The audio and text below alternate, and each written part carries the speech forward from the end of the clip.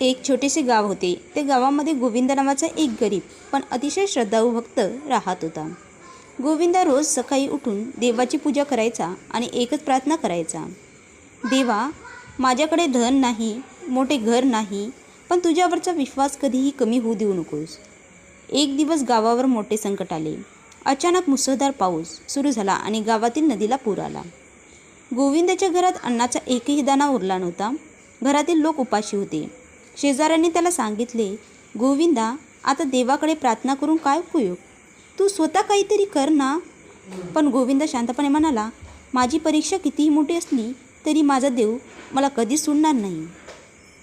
त्या रात्री गोविंदा देवासमोर बसला आणि डोळ्यामध्ये अश्रू आणून म्हणाला, देवा, मला संपत्ती नको, सुख नको, फक्त माझ्या कुटुंबाला आज उपाशी झोपू देऊ नकोस. तेवढ्या दारावर कोणीतरी टकटक केली.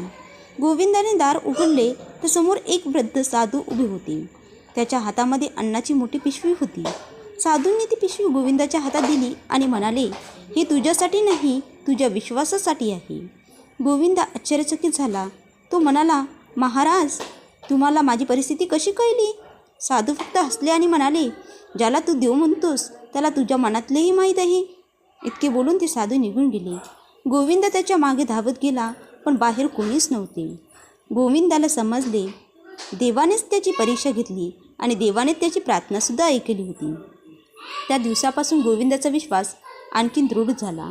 तो गावकऱ्यांना एकच गोष्ट सांगू लागला, देव आपली परीक्षा घेतात पण आपल्याला कधीच सोडत नाही. म्हणूनच मित्रांनो, तुमच्या आयुष्यात कितीही संकटे आली तरी देवावरील विश्वास सोडू नका.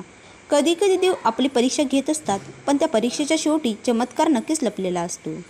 हर हर महादेव. जय श्रीराम. श्री स्वामी समर्थ. व्हिडिओ आवडल्यास प्लीज व्हिडिओला लाईक, शेअर आणि सबस्क्राईब करायला विसरू नका आणि कमेंट्समध्ये नक्कीच लिहा. श्री स्वामी समर्थ.